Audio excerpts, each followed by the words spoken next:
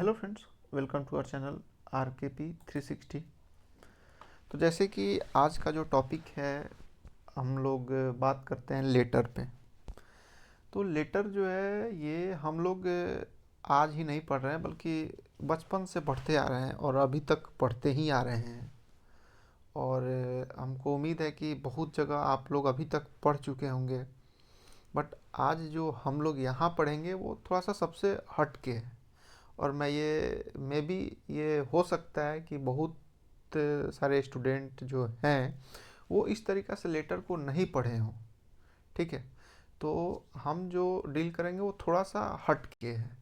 ठीक है, और बात सबसे इंटरेस्टिंग तब होती है जब हम बहुत अच्छे से एकदम बहुत अच्छे से एक्सप्लेन करके लिख देते हैं, बट नंबर बहुत कम मिलता है। जैसे 2 नंबर, 1 नंबर, 1.5 नंबर, 2.5 नंबर, कभी भी 5 में से 4 नंबर, 3.5 नंबर, इस तरीक़ा का हम लोग को स्कोर नहीं हो पाता है। इसके पीछे का रीज़न क्या है? ठीक है, तो बिना समय गंवाए अब हम लोग टॉपिक पे बात करते हैं, लेटर पे। ठीक है, तो जैसे हम लोग बचपन से पढ़ते आ रहे हैं, लेटर 2 टाइप का होता है, इनफॉर्मल होता है, फॉर्मल होता है। ठीक है, जैसे हम लोग कोई भी मंत्र याद करते हैं ना, उसका मीनिंग हमको पता हो या नहीं हो, बस मंत्र याद रहता है। उसी तरीक़ा से लेटर में भी है, इनफॉर्मल फॉर्मल याद रहता है, औपचारिक और औपचारिक, इतना बात हम लोग को याद रहता है। बट औपचारिक और औपचारिक यानी फॉर्मल और इनफॉर्मल क्यों डिवाइड किया हुआ है, इन दोनों में क्या यूज हम करें क्या यूज नहीं करें, ये चीज़ सीखने वाली होती है ना। जैसे कि हम जनरली अपने फादर से बात करते हैं तो क्या बोलते हैं, किसी काम को नहीं करना होता है तो हम बोलते हैं पापा मैं आज इस काम को नहीं कर पाऊँगा, ठीक है, या नहीं करूँगा। बट इसको फॉर्मली वे में जो बोलने का हम लोग का लहजा है वो थोड़ा सा अलग होता है। ठीक है, तो ये सारे चीज़ को हम लोग डील करेंगे, है ना। तो जैसे हम लोग बात करें किसी प्रोनाउन पे, ठीक है, तो इनफॉर्मल लेटर में हम लोग हमेशा प्रोनाउन आई यूज कर लेते हैं, आई को। बट अगर बात करें फॉर्मल में तो हम लोग वहाँ भी आई को यूज कर देते हैं, बट ऐसा होना नहीं चाहिए। फॉर्मल लेटर में हम आई के जगह पे हमेशा प्रोनाउन वी का यूज़ करना चाहिए।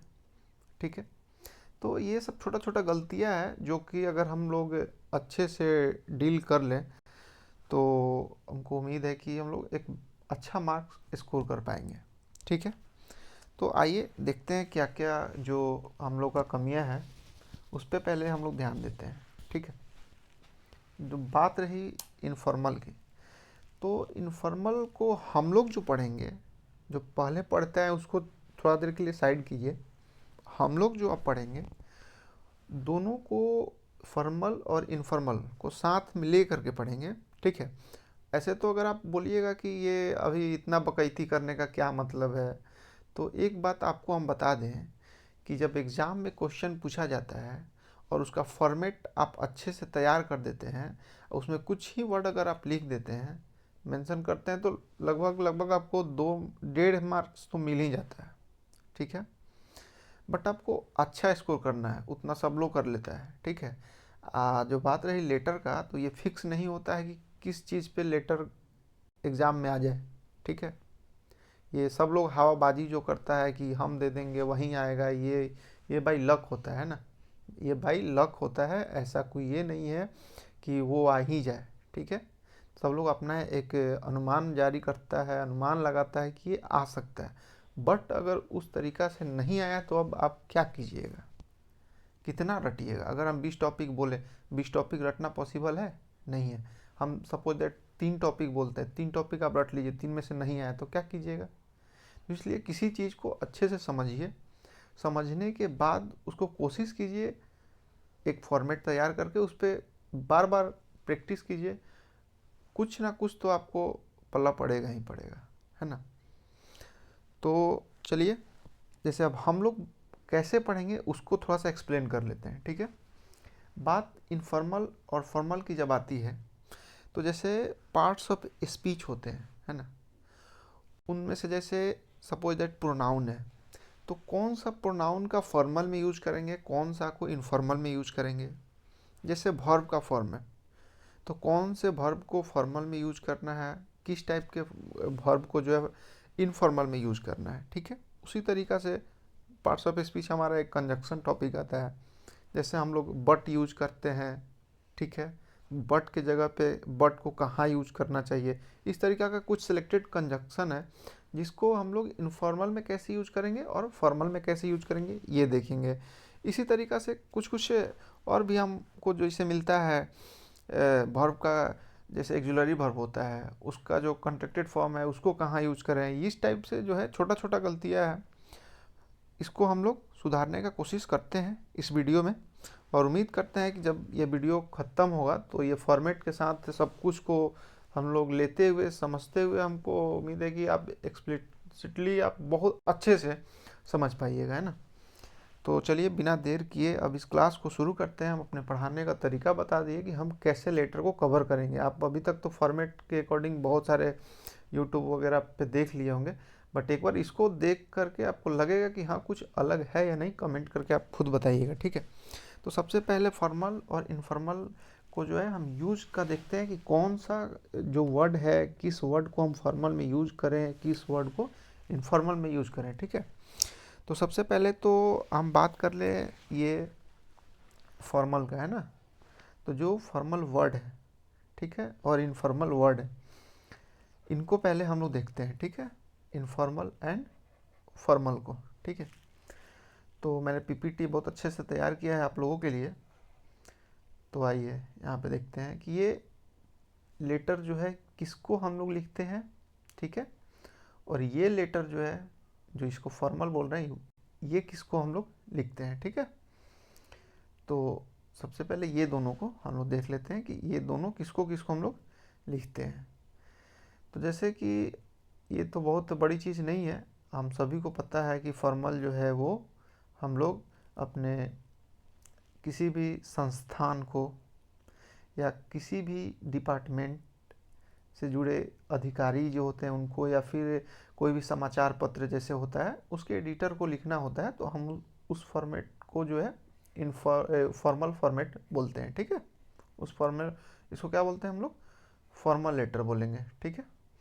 इसमें जो है हम लोग जो भाषा और अपने टोन जैसे जिसको हम लोग बोलते हैं उसी तरीक़ा से जब हम लोग बाई रिटेन अगर हम करते हैं तो रिटेन में क्या होता है, एक फॉर्मली वर्ड भी होता है, ठीक है। जैसे हम लोग कहीं पे सॉरी बोलते हैं, तो सॉरी क्या है, सॉरी हमारा क्या है, ये एक इनफॉर्मल वर्ड है ना, ये हमारा क्या है, एक इनफॉर्मल वर्ड है, ठीक है। और अब बात करेंगे तो फिर हम सॉरी की जगह पे यूज करें क्या, ठीक है। तो इसके लिए हम रिग्रेट, ठीक है, इसका यूज करते हैं, ठीक है।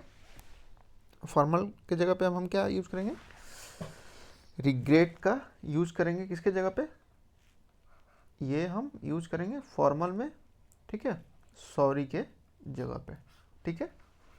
इसी तरीके का बहुत सारा वर्ड है जिसका जो लिस्ट है वो नीचे दिया गया है, उसको हम लोग अच्छे से समझते हैं, ठीक है। तो इस वही चीज़ यहाँ पे लिखा हुआ है कि जो अब हम इनफॉर्मल लेटर है उसको कहाँ कहाँ लिखते हैं। जैसे हमारे पेरेंट के पास लिखना है, ठीक है, तो वो भी इनफॉर्मल में ही आता है। जैसे किसी रिलेटिव को लिखना है वो भी हमको इनफॉर्मल में ही आता है। उसी तरीक़ा से बात करें कि किसी परिवार के सदस्य को अगर लिखना है वो भी हमको इनफॉर्मल में ही आता है, ठीक है। तो अब हम आगे देखते हैं, ठीक है। चलिए वही चीज़ को हिंदी में मैंने लिखा है कि इसे आम तौर पर बोलचाल की भाषा इस्तेमाल किया जाता है, ठीक है। और ये जो है एक प्रोनाउन जैसे हमने यहाँ पे इंडिकेट किया है, जैसे इनफॉर्मल के लिए हम प्रोनाउन आई जो यूज करते हैं उसको अगर हम बात करें फॉर्मल में आई की जगह पे क्या यूज करें, तो आई की जगह पे हम लोग वी के साथ रिप्रेजेंट करेंगे, ठीक है। चलिए इसी के साथ हम आगे चलते हैं। तो कुछ वर्ड है, ठीक है, जो कुछ वर्ड है इसको हम लोग देखें कि इसके जगह पे क्या यूज करेंगे, ठीक है। तो ये जो है इनफॉर्मल में ये सारे वर्ड का यूज हम लोग करते हैं, ठीक है। ये सारे वर्ड का हम लोग यूज कहाँ करते हैं, इनफॉर्मल में। बट अब आप बोलेंगे इसके जगह पे अगर हमको आई एम सॉरी बोलना है फॉर्मल लेटर में, तो हम उसको कैसे बोलेंगे? जैसे हमको बोलना है कॉल मी, जैसे हम अपने सीनियर ऑफिसर को बोल रहे हैं तो उसको हम थोड़ी ना बोलेंगे कॉल मी। अपने फादर को बोल सकते हैं कॉल मी, अपने फ्रेंड को बोल सकते हैं कॉल मी। बट अगर बात आ रही है आपके ऑफिसर को, तो क्या आप अपने ऑफिसर को बोलिएगा कि हेलो सर प्लीज़ कॉल मी? ऐसे बोलना ये सही नहीं है, ये एक इनफॉर्मल वर्ड है, इसको आप इनफॉर्मल लेटर में ही यूज कर सकते हैं, ठीक है। तो अब हम यहाँ पे लिख देते हैं फॉर्मल, यहाँ पे हम फॉर्मल लिख देते हैं, और यहाँ पे जो हम इधर साइड लिखेंगे वो फॉर्मल लेटर के लिए यूज होगा, ठीक है। अच्छे से समझिएगा, देखिएगा लास्ट लास्ट तक, आप एक भी कहीं से कोई भी कन्फ्यूज़न नहीं रहेगा, ठीक है, जैसा मेरा एक्सपीरियंस रहा है और बच्चों के साथ। जैसे I am sorry to say that, तो इसके जगह पे हम क्या यूज करें फॉर्मल के लिए?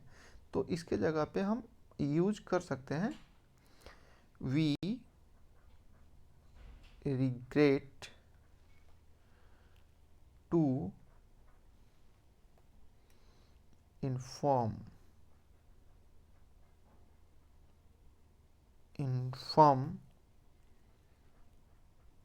You that. ये आपको लिखना है, एकदम लिखना है।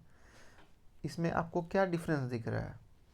आई के जगह पे क्या है? यहाँ पे आई के जगह पे वी है, ठीक है।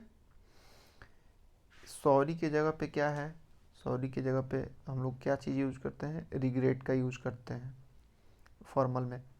से के जगह पे टू से, अगर मतलब किसी कोई बात को बताना हो या कहना हो, तो यहाँ पे हम लोग क्या यूज करते हैं?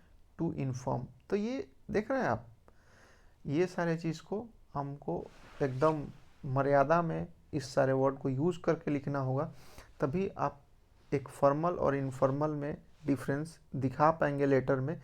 ये ना कि कुछ भी आया जा रहा है लिखे जा रहा है, तो फिर वो फॉर्मल इनफॉर्मल का फॉर्मेलिटी पूरा नहीं होता है, बस नाम का फॉर्मल और इनफॉर्मल हो जाता है, ठीक है। इसलिए वर्ड का भी फॉर्मल और इनफॉर्मल होना बहुत ज़रूरी है, ठीक है। अब बात करते हैं इसका कॉल मी। कॉल मी को हम क्या लिखते हैं? तो अगर फॉर्मली लेटर में अगर हमको लिखना हो तो कॉल मी को हम क्या लिखते हैं? Contact us, CONTACT, contact us, ठीक है। उसी तरीका का बात करें जब हम अबाउट का, तो अबाउट के लिए हम लोग क्या लिखते हैं? रिगार्डिंग। जैसे कोई चीज़ हमको बताना होता है ना किसी चीज़ के बारे में, तो उसके लिए हम लोग लिखते हैं रिगार्डिंग, रिगार्डिंग या कंसर्निंग, ये भी लिख सकते हैं कंसर्निंग, ठीक है। अब देखिए, अब बात आता है बिकॉज का। बिकॉज के लिए हम लोग क्या लिखते हैं?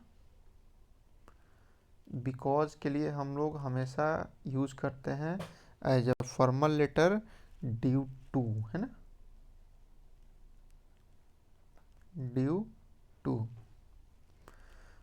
अब बात आती है कभी अगर बट मिल जाए सेंटेंस में लिखने को, तो इनफॉर्मली तो हम बट लिख सकते हैं, बट अगर हमको फॉर्मल लिखना है तो उसको हम वाइल, ठीक है, और वेयर एज दोनों लिखते हैं, ठीक है। वाइल, वाइल भी लिखिए, इसका भी मतलब बट ही होता है, और बात आई WHEREAS,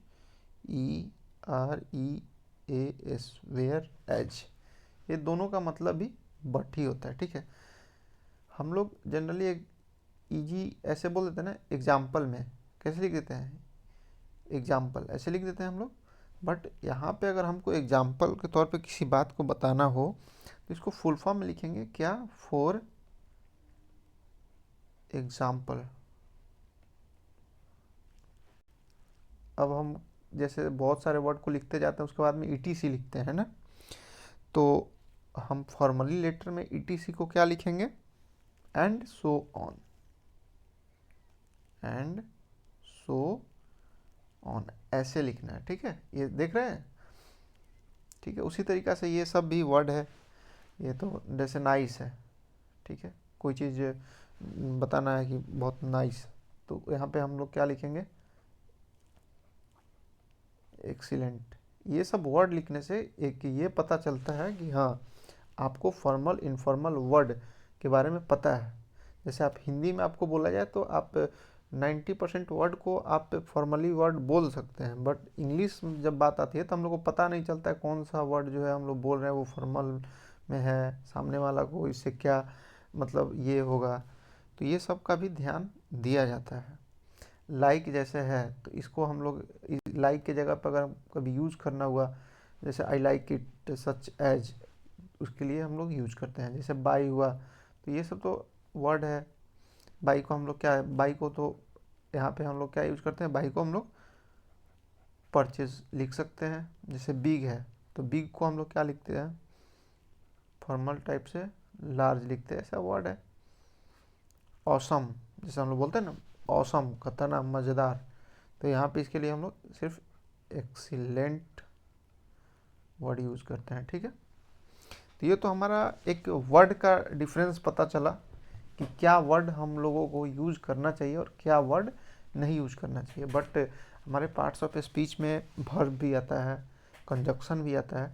इसी तरीक़ा से अब हम बात करेंगे जब वर्ब का, तो वर्ब को जब बात करेंगे तो इसमें वर्ब में 3 चीज़ को डील करेंगे हम। ठीक है, पहला चीज़ ये होगा कि वर्ब का जो वर्ब हमेशा 2 फॉर्म में यूज होता है, एक एक्टिव फॉर्म में और एक पैसिव फॉर्म में। ठीक है, एक्टिव फॉर्म में कहाँ पे यूज होगा, पैसिव फॉर्म में कहाँ पे यूज होगा। ठीक है, जैसे हम लोग लेते हैं, जैसे यहाँ पे आइए, इधर हम रफ करके बताते हैं। जैसे एक्टिव फॉर्म में, ठीक है, कहाँ पे हम लोग एक्टिव फॉर्म में लेंगे, कहाँ पे हम लोग पैसिव फॉर्म में लेंगे। ठीक है, तो एक्टिव फॉर्म जो है ये, जैसे सपोज दैट V1 है, ये क्या है आपका वर्ब का एक्टिव फॉर्म है। अब इसका जब हम बात करेंगे पैसिव फॉर्म का, तो क्या होगा इसका, is M R plus V3, ये इसका क्या हो गया, पैसिव फॉर्म। तो पहला तो एक्टिव पैसिव को ध्यान रखेंगे कि ये कहाँ पे लेना है। दूसरा जो है हमारा टॉपिक ये है, जो जैसे हम वर्ब को यूज करते हैं तो इसमें बहुत सारा जैसे फ्रेजल वर्ब आता है ना, फ्रेजल वर्ब आता है, उसको कहाँ पे यूज करेंगे। ठीक है, और जनरल वर्ब को, जैसे फ्रेजल वर्ब के जगह पे जनरल वर्ब को कैसे यूज करेंगे ये। और तीसरी का टॉपिक हम लोग डील करेंगे, जैसे एक्सुलरी वर्ब होता है ना, एक्सुलरी वर्ब होता है, इसका जो कॉन्ट्रैक्टेड फॉर्म होता है उसको कैसे यूज करेंगे ना, कॉन्ट्रैक्टेड फॉर्म को कैसे यूज करेंगे। जैसे कहाँ पे जो एक्सुलरी वर्ब है उसका कॉन्ट्रैक्टेड फॉर्म लेंगे, कहाँ पे जो है एक्सुलरी वर्ब जो है उसका क्या लेंगे, उसका हम लोग लेंगे फुल फॉर्म। ये 3 चीज़ वर्ब में हम लोग 3 चीज़ को डील करेंगे। ठीक है, ये जो वर्ब में है उसको देखेंगे, 3 चीज़ को डील करेंगे। ठीक है, तो चलिए आइए देखते हैं।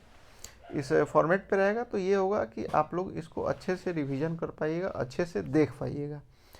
तो पहला टॉपिक हम लोग एक्टिव फॉर्म जो है कहाँ लेते हैं और पैसिव फॉर्म कहाँ लेते हैं और कैसे लेते हैं। ठीक है, उसको पहले देखते हैं। पहला टॉपिक हमारा क्या है, एक्टिव पैसिव है।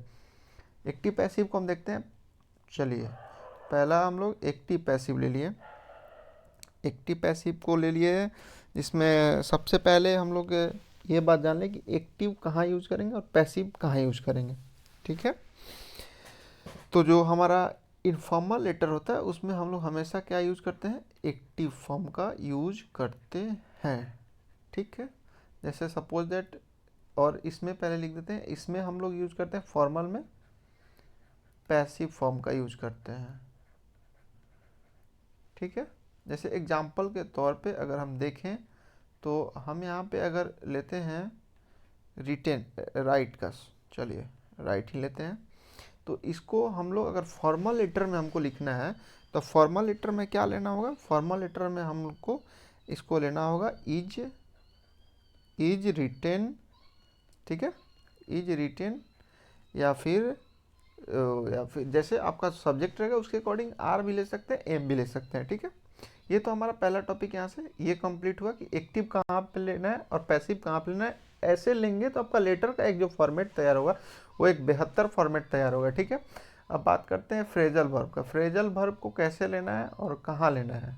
ठीक है, पॉइंट नंबर 2, पॉइंट नंबर 2 में हमको क्या ध्यान देना है, एक फ्रेजल वर्ब को, ठीक है। तो फ्रेजल वर्ब जनरली हम लोग जैसे देखते हैं, जैसे ले ऑफ हो गया, ठीक है, ले ऑफ हो गया।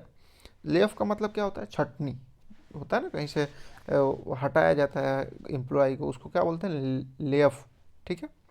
तो उसको हम जैसे अगर फॉर्मल में यूज करेंगे, तो फॉर्मल के लिए हम लोग क्या यूज करेंगे, डिसमिस कर देना, रिट्रेंच कर देना, मतलब एक सिंपल वर्ड यूज करेंगे, ना कि फ्रेजल वर्ब यूज करेंगे फॉर्मल लेटर में। तो यहाँ पे हम क्या यूज करते हैं, यहाँ पे फ्रेजल वर्ब यूज कर सकते हैं, ठीक है। फ्रेजल वर्ब जो है उसको यूज कर सकते हैं, बट यहाँ पे फ्रेजल वर्ब नहीं यूज कर सकते हैं। जैसे एग्जाम्पल के तौर पे हम क्या लेते हैं, सपोज दैट आप गेट से ही ले लीजिए, गेट बैक। गेट बैक का मतलब क्या होता है ना, गेट बैक का मतलब होता है आप, क्या होता है, वापस आना, है ना। गेट बैक का मतलब होता है वापस आना। अब इसका अगर हम फॉर्मल लेटर में यूज करेंगे तो क्या लिखेंगे इसके जगह पे, हम लोग इसके जगह पे सिंपल यूज करेंगे व्हाट, रिटर्न, ठीक है। तो इस चीज़ से आप तो समझ पाए कि हमको फ्रेजल वर्ब जो लेना है वो सिर्फ और सिर्फ फॉर्मल लेटर में लेना है। उसी तरीका से अब हम थर्ड टॉपिक जो है वर्ब के रिगार्डिंग में, एक्सुलरी वर्ब है ना, एक्सुलरी वर्ब का जो बात करते हैं, ठीक है। तो एक्सुलरी वर्ब का जो कॉन्ट्रैक्टेड फॉर्म होता है उसको हम लोग पहले देखते हैं, ठीक है। एक्सुलरी वर्ब का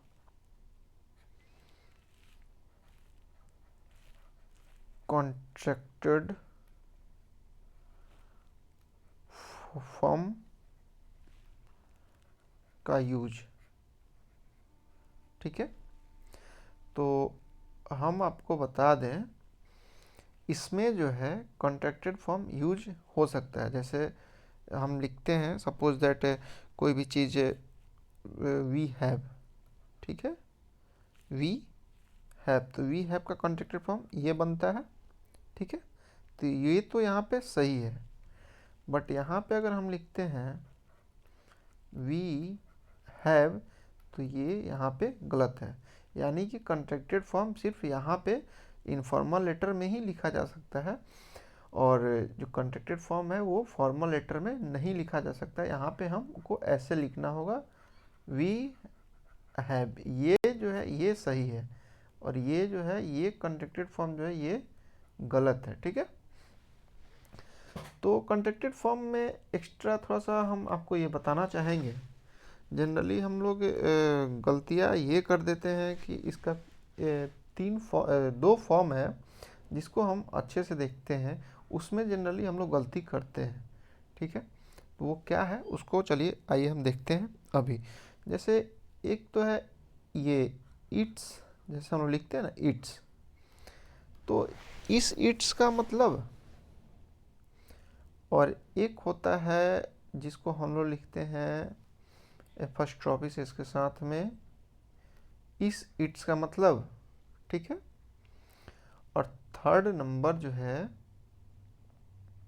वो भी हम आपको डील करते हैं। पहले ये इट्स का मतलब जान लीजिए क्या होता है, ये कॉन्ट्रैक्टेड फॉर्म का एक रिलेटेड है, थोड़ा सा हट के हम आपको बता रहे हैं कॉन्ट्रैक्टेड फॉर्म का, ठीक है। ये थोड़ा सा उससे हट के है, मतलब ये थोड़ा सा ग्रामर वाला पोर्शन हो गया, बट हम बता देते हैं, ये नॉलेज रखिएगा, कभी भी यूज आएगा, कभी ग्रामर वगैरह में यूज आ सकता है आपको। और जैसे कॉन्ट्रैक्टेड फॉर्म क्या होता है ना, ये इट्स है जो कि एक एपोस्ट्रोफी इसके साथ नहीं है, और ये इट्स जो है एपोस्ट्रोफी इसके साथ में है, ठीक है। तो इसमें हम लोगों को ये कन्फ्यूजन होता है ये क्या है और ये क्या है, इसका यूज़ कहाँ होता है। तो मैं बता दूँ आपको, ये जो इट्स होता है इसका संबंध जो होता है किसी नाउन को बताने के लिए यूज़ किया जाता है, ठीक है। इसका संबंध जो होता है ये इट्स का, ये किसी नाउन के साथ जो रिलेशन बनाता है उसके लिए यूज़ करते हैं, ठीक है। जैसे यहाँ पे आप लिख सकते हैं, यहाँ पे इसका संबंध, इसका संबंध जो है कहाँ यूज किया जाता है, नाउन से बताने के लिए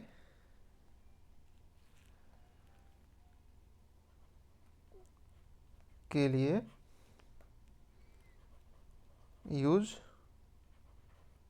किया जाता है ना, बताने के लिए यूज किया जाता है। इसका संबंध नाउन से नहीं बल्कि नाउन को है ना, यहाँ पे को लिख दीजिए। यहाँ पे हम क्या लिखेंगे, नाउन को बताने के लिए यूज किया जाता है, ठीक है। बट जब हम बात करते हैं इस इट्स का, तो ये इट्स में थोड़ा सा कन्फ्यूजन होता है, ये है कि ये इट्स का दो फॉर्म होता है, ठीक है। जैसे देखिए ये इट्स हुआ, ठीक है। एक जो ये इट्स है और ये इट्स है, ठीक है।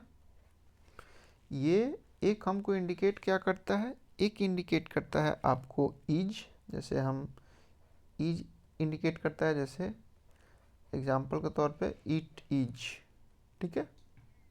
हम लोग ऐसे बोलते हैं ना इट इज, तो ये इंडिकेट करता है इज, ठीक है। इसको हम अच्छे से थोड़ा फ्रेश लिख देते हैं ताकि अच्छे से समझ में आए। ये बहुत इंपॉर्टेंट चीज़ हम बता रहे हैं, जो समझ रहे हैं उनको समझ में आ रहा होगा कि क्या चीज़ है ये। क्या कि जनरली हम लोग इसका जो यूज देखते हैं उसमें बहुत कन्फ्यूजन होता है कि किसका यूज कैसे हो जा रहा है। जैसे एग्जाम्पल में हम लोग लिख लेते हैं इसको इट इज, ठीक। और समन कोई भी अपना नाउन वगैरह यहाँ पे लगा सकते हैं। और ये इसका मतलब क्या होता है, एक इसका इट्स का मतलब ये होता है हैज, जैसे हो ना इट हैज, इट हैज, ठीक है। इसका मतलब एक क्या होता है इज और एक होता है हैज। ये जो एपोस्ट्रोफिस एस है उसका मतलब एक होता है हैज और एक होता है इज, ठीक है। तो ये हम कैसे यूज करेंगे, ये तो हम अपने वर्ब के अकॉर्डिंग यूज करेंगे ना, ठीक है। ये होता है हैज, तो इसका मतलब दो होता है, ठीक है। इट हैज, तो इट्स का मतलब क्या समझे कि दो होता है। एक तो ये एपोस्ट्रोफिस इसके साथ अगर एस लगा है तो उसका इज भी मतलब होता है और हैज भी मतलब होता है। अब इसको हम समझेंगे कैसे, तो हमारे आने वाले जो वर्ब होगा जो उसके अकॉर्डिंग हम इसको आसानी से समझ सकते हैं, ठीक है। और एक जो कन्फ्यूजन ये होता है उसी तरीक़ा से, ठीक है, उसको देख लेते हैं एक बार हम। चलिए यहाँ पे उसको कैसे देखते हैं हम, वो 2 नंबर कन्फ्यूजन है, वो क्या है। सपोज दैट आप लिखे ही, ठीक है। आपको ही के साथ लगाना है हैड, ठीक है। और दूसरे जगह आपको ही लिखे और ही के साथ भी लगाना है हैड, बट दोनों का कॉन्ट्रैक्टेड फॉर्म लिखना है। तो दोनों में आप ये बात जान जाइए हैड ही होता है। दोनों में क्या होता है, दोनों में हैड ही होता है। मतलब हैड ही कहने का मतलब ये जो डी है यही होगा। इसका भी वुड का भी कॉन्ट्रैक्टेड फॉर्म डी के साथ ही लिखेंगे ही, और कॉन्ट्रैक्टेड फॉर्म डी ये भी आपको हैड का मीनिंग देगा और ये आपको वुड का मीनिंग देगा। दोनों इसका मीनिंग होता है हैड एंड वुड, इसका दो मीनिंग होता है, ठीक है। अब बात आई कि हम कैसे समझेंगे कि ये यहाँ पे वुड है यहाँ पे हैड है, ये बात को हम कैसे समझेंगे, ठीक है। इसके समझने के लिए एक ट्रिक है, ठीक है। यहाँ पे सपोज दैट इस हैड का मतलब हम लोग क्या लेते हैं, हैड ले लेते हैं, ठीक है, हैड। तो इसके बाद जो वर्ब का फॉर्म आएगा, ठीक है, हैड के बाद वो सिर्फ और सिर्फ क्या आएगा, V3 आएगा। बट इसके बाद जो आएगा, और ये क्या है, ये आपका हेड हो गया और ये मीनिंग सपोज दैट आपको वुड का दे रहा है, वुड, इसके बाद जो वर्ब का फॉर्म आएगा वो सिर्फ और सिर्फ क्या आएगा, V1 फॉर्म में आएगा। तो हम समझ जाएंगे कि ये जो कॉन्ट्रैक्टेड डी है इसका मतलब यहाँ पे वुड है, और ये कॉन्ट्रैक्टेड डी है यानी V3 है, इसके पहले जो ये लगा है हेड लगा है। तो उम्मीद करते हैं कि आप इसको बहुत अच्छे से समझ पाए होंगे। जैसे एग्जाम्पल के तौर पे हम इसको लेते हैं, ठीक है, एग्जाम्पल दोनों का लेते हैं और ताकि इससे और भी क्लियर हो जाएगा। जैसे suppose that he contracted D gone, ठीक है, ये हो गया आपका V3, ठीक है। और यहाँ पे हम एक एग्जांपल लेते हैं जिसका मतलब ये है ही कॉन्ट्रैक्टेड फॉर्म डी, उसके बाद में गो, ठीक है। तो यहाँ पे क्या होगा, ये हो गया आपका V1। तो ये जो D है ये यहाँ पे क्या इंडिकेट कर रहा है, क्या बताएं, जब यहाँ पे V1 लगा है, जब ये V1 लगा है तो ये आपको क्या इंडिकेट कर रहा है, वुड, ये कॉन्ट्रैक्टेड फॉर्म D का वुड इंडिकेट कर रहा है। और ये जो D है कॉन्ट्रैक्टेड फॉर्म का, यहाँ पे वर्ब क्या है, थर्ड फॉर्म है, तो इसलिए ये आपको इंडिकेट करेगा हेड का। तो उम्मीद करते हैं आप बहुत बेहतर से समझ पाए होंगे। अगर इससे भी नहीं समझ पाया तो एक बार वीडियो को फिर से देखिए और अच्छे से समझ में आएगा। उससे भी नहीं समझ में आ रहा है फिर आप मेरे को कांटेक्ट कीजिए, या तो कमेंट बॉक्स में या फिर मेरे को टेलीग्राम पे कांटेक्ट कीजिए, वहाँ से आपको ये जो भी कन्फ्यूज़न होगा उसको दूर किया जाएगा। उसी तरीक़ा से अब हम लोग बात करते हैं कुछ कंजक्शन का, ठीक है, कि भाई कंजक्शन भी है कुछ जो यूज़ के लिए हम लोग को ये ध्यान देना पड़ता है कि किस में कौन सा कंजक्शन हम लोग यूज़ करें। तो जिस तरीक़ा से अब हम लोग फॉर्मल इनफॉर्मल से बहुत ज़्यादा अवगत हो चुके हैं, तो फॉर्मल के लिए हम लोग कौन सा कंजक्शन यूज़ करते हैं उसको देख लीजिए। तो जैसे बट हो गया, ठीक है, अच्छे से समझिएगा, बहुत आसान है। बट हो गया, स्टील हो गया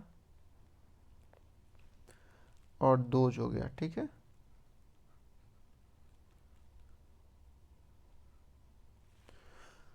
और इधर क्या हो गया, नॉट विथ स्टैंडिंग, उसके बाद क्या हो गया, दूसरा नंबर में हो गया डिस्पाइट, तीसरा नंबर में हो गया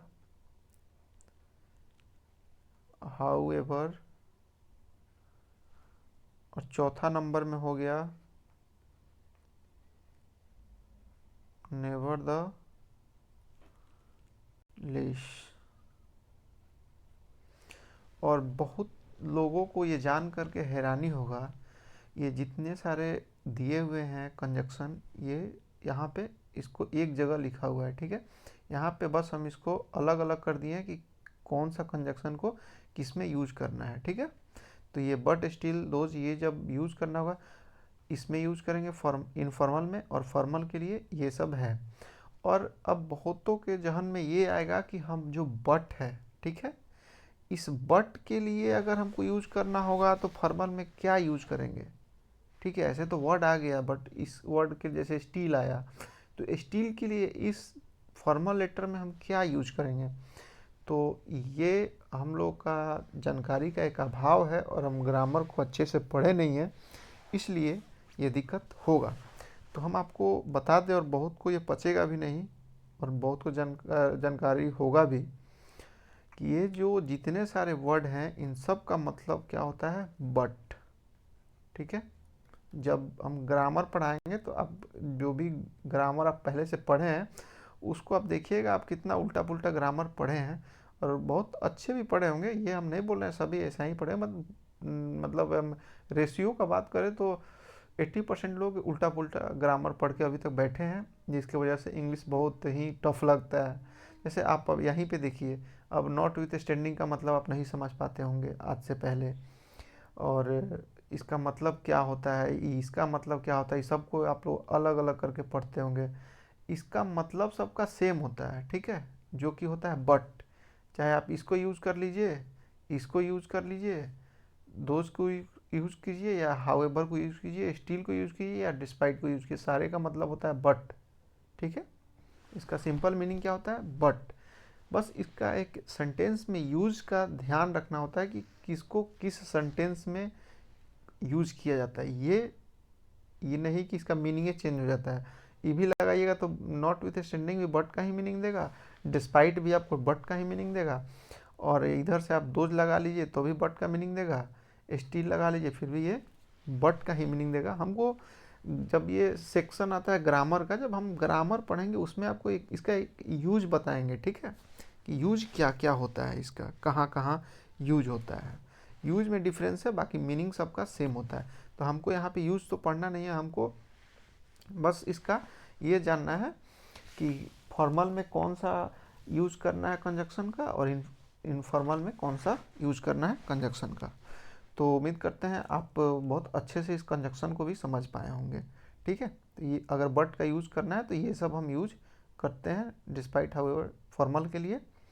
और इनफॉर्मल में अगर हमको बट का यूज़ करना है तो ये तो अपना है ही, बट ऑलरेडी बट भी यूज कर सकते हैं, स्टील, दोज, ये सब भी हमको बट का ही मीनिंग देता है। चलिए ठीक है, अब हम बात करते हैं कंजक्शन का, हो गया। अब लास्टली जो आप सभी को वेट था वो हम लोग का एक फॉर्मेट आ गया, ठीक है, फॉर्मेट आ गया। ये हम लोग का फॉर्मेट जो है ये किस चीज़ का फॉर्मेट है उसको भी हम लोग यहाँ पे लिख दें, क्योंकि फिर दिक्कत हो जाएगा। ये जो फॉर्मेट है हमको इनफॉर्मल का फॉर्मेट है, इसको हम एक बार लिख देते हैं ना। ये है हमारा इनफॉर्मल, ये एफ है, अब इसको ई नहीं पढ़ेंगे, इनफॉर्मल, इनफॉर्मल का आ गया, ठीक है। ये जो आपका स्ट्रक्चर है ये क्या है, इनफॉर्मल का है, ठीक है। अब इस फॉर्मेट में देखिए, ठीक है, इस फॉर्मेट में बहुत सारा भी कंफ्यूजन है, उसको अच्छे से समझिएगा। जिस तरीका से ऊपर का सारे चीज़ को आप समझे होंगे उसी तरीका से इसको भी ध्यान दीजिएगा। जैसे हम सबसे पहले, आप किसी को लेटर लिख रहे हैं, ठीक है, तो इनफॉर्मल लेटर हो या फॉर्मल, उस दोनों में ये चीज़ कॉमन होता है। बट आज जो हम लोग सिर्फ बात करेंगे वो इनफॉर्मल का बात करेंगे, कल जो हम बात करेंगे वो फॉर्मल लेटर का बात करेंगे, ठीक है। दोनों को जब अच्छे से आप समझ जाइएगा उसके बाद हम टॉपिक देंगे, उस पर हम लोग लिखेंगे, ठीक है, कैसे क्या लिखना है सो। चलिए, तो पहले हम ये समझते हैं कि फॉर्मल में इनफॉर्मल में जो है एड्रेस, ठीक है। तो जाहिर सी बात है कि आप किसी को भी लेटर भेजते हैं, ठीक है, तो जनरली देखा जाता है तो इनफॉर्मल में अगर आप एड्रेस नहीं भी लिखते हैं फिर भी चलता है, बट लिख देना चाहिए। इससे क्या होता है कि सही होता है, किसी को पता चल जाए कि हाँ कौन लिखा है। तो जो इनफॉर्मल होता है इसमें क्या होता है, यहाँ पे भेजने वाले का पता होता है। ये जो एड्रेस है, जैसे आप किसी को लेटर लिख रहे हैं तो यहाँ पे आपका एड्रेस होगा इसी जगह पे, पोजीशन जो मैंने ये इंडिकेट किया है, ये पोजीशन को आप अच्छे से ध्यान दीजिएगा। बस हम यहाँ पे बता रहे हैं कि एड्रेस होगा वो किसका एड्रेस होगा, ठीक है। तो जो भेजने वाले होंगे, भेजने भेजने वाले का एड्रेस होगा, ठीक है, भेजने वाले का एड्रेस होगा यहाँ पे, ठीक है। अब चलिए, एड्रेस के जस्ट एक लाइन का स्पेस छोड़िएगा, ठीक है, उसके बाद यहाँ पे डेट डालिएगा इसी पोजीशन पे, ठीक है। A4 साइज लीजिएगा। एड्रेस जो होता है वो हमेशा लेफ्ट में होता है, ये भी लिख लीजिए, ये होता है हमेशा लेफ्ट में, ठीक है, लेफ्ट के कॉर्नर में। और अब बात आता है डेट का, ठीक है। तो डेट भी हम लोग बहुत तरीक़ा से लिख सकते हैं, ये आप देख लीजिए एक बार, बाकी आपको जैसे अच्छा लगे वैसे लिखिएगा, उसमें कोई दिक्कत नहीं है। जैसे सपोज दैट हमको लिखना है, आज हो गया 4 मार्च ही लिख देते हैं, ठीक है, 4 मार्च 2024। मार्च तो 25 में अभी आया नहीं है, तो इसको 24 ले लीजिए, ठीक है। इस तरीक़ा से भी आप लिख सकते हैं। या बोल रहे हैं, इसका मतलब इसके अलावा में आपको ऐसे भी लिख सकते हैं, ठीक है। जैसे 4 सपोज दैट अप्रैल हुआ है ना, 4 अप्रैल 2024 ऐसे लिख सकते हैं। इस दोनों में डिफरेंस क्या है, इसमें TH लगा है, इसमें TH नहीं लगा है, ठीक है। या फिर आप इसको सिंपली पहले अप्रैल, उसके बाद में मंथ, उसके बाद में ईयर, ठीक है, ठीक है। और ये सब में समझने वाली बात ये है, जैसे हम लोग लिखते हैं ना 4th, जैसे लिखते हैं 3rd RD, तो ये RDTH ये जो है सिर्फ किस में यूज होता है, ये हमको इनफॉर्मल लेटर में यूज होता है, ठीक है। इसका यूज जो है सिर्फ इनफॉर्मल में होता है, फॉर्मल लेटर में इसका यूज नहीं होता है। इसको हम फॉर्मल के सामने लिख करके काट दिए हैं, इसको आप अच्छे से समझ जाइएगा, ठीक है। ये सिर्फ और सिर्फ किस में यूज होता है, ये फॉर्मल में नहीं यूज होता है, सिर्फ और सिर्फ इनफॉर्मल में ही यूज किया जाता है। जैसे TH RD 3rd, तो ये RDTH ये सब इनफॉर्मल वर्ड है। अब हम बात करते हैं जो अपने फॉर्मेट का, ये हमारा पहला हो गया एड्रेस, दूसरा हो गया डेट, और तीसरा चीज़ क्या आ गया, सैल्यूटेशन, मतलब किसी का अभिवादन, ठीक है। अभिवादन इन सेंस ऑफ, जैसे हम लिखते हैं इनफॉर्मल में क्या, डियर लिखते हैं जनरली, जो है इसमें क्या होता है, डियर से स्टार्ट होता है, या फिर आपसे अगर छोटे हैं या फिर आपके एज के मतलब इक्वल है, तो उनके साथ आप हाय भी लिख सकते हैं या फिर हे भी लिख सकते हैं, ठीक है।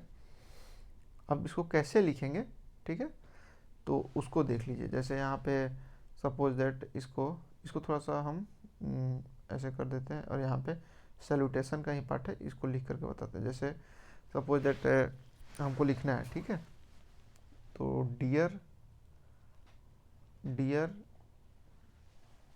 जैसे हमको लिखना है मुन्नी, डियर मुन्नी, ठीक है।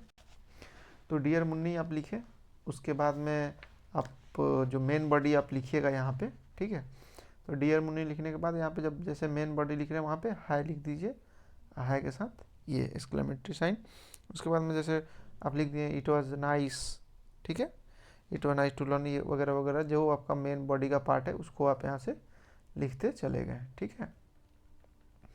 बट एक बात ध्यान दीजिएगा, जैसे अपने फादर को आप लिख रहे हैं, ठीक है, जैसे अपने फादर को लिख रहे हैं तो उनके साथ में ये हाय हेलो नहीं चलेगा, क्यों, क्योंकि वो आपसे बड़े हैं, तो बड़े के साथ में ऐसा नहीं हो सकता है। ये हाय जो है इसको यहाँ भी आप लिख सकते हैं या, ठीक है। आप जैसे यहाँ पे अभिवादन यहाँ पे लिखें, अभिवादन के बाद आप यहाँ पे भी हाय लिखिए, हाय, और ऐसे, ठीक है। उसके बाद यहाँ पे हाय को हटा करके अपना सिंपली जो वर्ड लिखना है मेन बॉडी में वो लिख दीजिए। तो ये आपका मेन बॉडी का काम हो गया, चौथा नंबर का, ठीक है। तो मेन बॉडी में तो यही होगा जिस पे आपको लेटर लिखना है, जो कि आगे बताया जाएगा। पहले फॉर्मेट को आप अच्छे से 1-2 बार प्रैक्टिस कीजिएगा, क्योंकि फॉर्मेट अगर आप सपोज दैट आपको नहीं आ रहा है लिखने, फॉर्मेट ही आप सिर्फ इतना ही बना दे रहे हैं। एक जैसे अपना फर्स्ट में क्या लिख रहे हैं, फर्स्ट में अपना जैसे यहाँ पे एड्रेस लिख दिए, एड्रेस लिखने के बाद में आप डेट डाल दिए, सैल्यूटेशन डाल दिए, सैल्यूटेशन का मतलब कोई भी अभिवादन, ठीक है। उसके बाद में मेन बॉडी का कुछ नहीं समझ में आया तो कुछ लिख दिए। बट आपका ये 3 चीज़ लिखा हुआ है, एड्रेस, डेट, सैल्यूटेशन, और फिर जो क्लोजर होता है, क्लोजर का मतलब क्या होता है, जैसे हम सेंटेंस को ख़त्म करते हैं ना, तो जैसे सेंटेंस को ख़त्म किए तो वहाँ पे जैसे यहाँ तक मेरा सेंटेंस आया मेन बॉडी का, ठीक है, तो इस क्लोजर का मतलब होता है जैसे यहाँ पे आपका क्या हुआ, इंड हो गया, इंड यहाँ पे हुआ, तो यहाँ से आपको शुरू नहीं करना है, यहाँ से जो क्लोजर सेंटेंस को शुरू नहीं करना है, आपको क्लोजर सेंटेंस को जो है आपको न्यू लाइन एक लेना है, यहाँ से स्टार्ट करना है क्लोजर सेंटेंस को, ठीक है। चाहे मेन बॉडी यहाँ पे इंड हो जाए, चाहे यहाँ पे इंड हो जाए, चाहे यहाँ पे इंड हो, उससे हमको मतलब नहीं है। हमको क्लोजर जो है, क्लोजर का मतलब होता है ना, जैसे अच्छा चलिए जैसे बात हम लोग करते हैं, कभी भी लेटर वगैरह लिखिए तो ये मत समझ के लिखिए कि हम एक कॉपी कलम पे लिख रहे हैं। जस्ट आप ये समझिए कि मेरे सामने में वो व्यक्ति है, उस व्यक्ति को हम बात कर रहे हैं, हाँ कि चलो भाई ठीक है अब चलते हैं, फिर हम लोग मिलेंगे कभी। ऐसे हम लोग लास्ट में किसी से बात करते वक्त बोलते हैं ना, उसी को क्लोजर बोलते हैं। कि जो क्लोजर है उसको हम लोग को लिखना है, जैसे सो डियर सिस्टर, ठीक है, thank over that I have said my God wishes, इस तरीक़ा से माई गुड विशेस वगैरह करके जो हम लोग बोलते हैं, माई गुड विशेस है तुम्हारे साथ में, इस तरीक़ा से जो लास्ट चलते समय बोला जाता है उसी को क्लोजर बोलते हैं, ठीक है। तो ये क्लोजर आपका हो गया 5 नंबर का, ठीक। अब जो आखिरी आता है 6 नंबर, बहुत लोग जो है इस 6 नंबर को यहाँ पे लिखते हैं, ठीक है, 6 नंबर को यहाँ पे लिखते हैं, जो कि ये गलत है। हमको 6 नंबर को कहाँ लिखना है, यहाँ पे इस साइड में लिखना है। जो एक इनफॉर्मल या फिर फॉर्मल लेटर का जो प्रोसेस है, जो उसका रूल है, उस तरीक़ा से लिखिएगा तो एक अच्छा नंबर मिलता है, देखने वाला भी अट्रैक्ट होता है, समझता है कि हाँ ये एक नॉलेजेबल पर्सन है, तो आपको नंबर भी उसी लायक दिया जाता है ना। यहाँ पे सिंगिंग ऑफ कीजिए, यानी कि जैसे होता है ना कि योर ट्रूली वगैरह करके जैसे होता है, योर लविंग, यहाँ पे जैसे होता है ना योर लविंग, जैसे आपका जिसके साथ भी रिलेशन है, जैसा भी रिलेशन है, उस तरीक़ा का यहाँ पे आप लिख सकते हैं। योर ट्रूली भी लिख सकते हैं, अपना नाम लिख दीजिए, सपोज दैट आप हैं राम, तो यहाँ पे राम लिख दीजिए, योर ट्रूली, या योर लविंग राम, या योर ऐसे बोल सकते हैं। जैसे आप ब्रोदर हैं तो लिख दीजिए योर लविंग ब्रोदर राम, ठीक है। मतलब आप जो हैं तो उसको लविंग लगा दीजिए, ट्रूली लगा दीजिए, इस तरीक़ा का आप ऐसे लिख सकते हैं, ठीक है। तो ये तो आपको मैंने बहुत अच्छे से सारे को एक्सप्लेन किया, सब कुछ बताया कि अगर हम भी चाहते तो डायरेक्ट फॉर्मेट लेकर के आते हैं, कॉपी पेस्ट कहीं से मार देते हैं, एकदम बता देते हैं कि है इनफॉर्मल हो गया, ई फॉर्मल हो गया, ऐसे ऐसे कर दीजिएगा, लिख दीजिएगा डियर से इसको, फॉर्मल को जो है फॉर्मल को रेस्पेक्टेड से शुरू करते हैं, इनफॉर्मल को डियर से शुरू करते हैं, बस हो गया। लेकिन आपको हमने एक इतना बेहतरीन तरीक़ा से एक्सप्लेन इसलिए किया कि not only civil code but also any type of exam, ठीक है। आपके जीवन में सिर्फ एक सिविल कोड ही मकसद नहीं है, आपके जीवन में बहुत सारे ऐसे एग्ज़ाम आएंगे, या बहुत ऐसा पल आएगा जब आप कहीं लेटर लिखने के लिए मजबूर हो जाइएगा, और उस समय आप सोचिएगा कि कैसे लिखें, ठीक है। तो इस चीज़ को आप ध्यान में रखते हुए पढ़िए, ताकि एक बार पढ़िए तो फिर दोबारा पढ़ने का ज़रूरत ना हो। और हाँ, एक छोटा सा रिक्वेस्ट है, अगर वीडियो अच्छा लगे तो लाइक शेयर सब्सक्राइब कीजिए, और दबा कर कीजिए दोस्तों, इसमें कंप्रोमाइज़ नहीं कीजिए। इतना अच्छा से आपको सब कुछ मेहनत करके सबसे अलग हट के सब कुछ आपको बताते हैं, तो इसके लिए तो आप इतना कर ही सकते हैं। उम्मीद है अच्छा लगा हो तो। चलिए तब तक के लिए बाय, फिर मिलते हैं कल हम लोग अपने फिर वहीं आइटम्स के सीरीज बी के साथ, क्लास नंबर 2 जो कल मिलते हैं, ठीक है। तब तक के लिए बाय, ऑल द बेस्ट, अच्छे से पढ़िए, खुश रहिए, मस्त रहिए।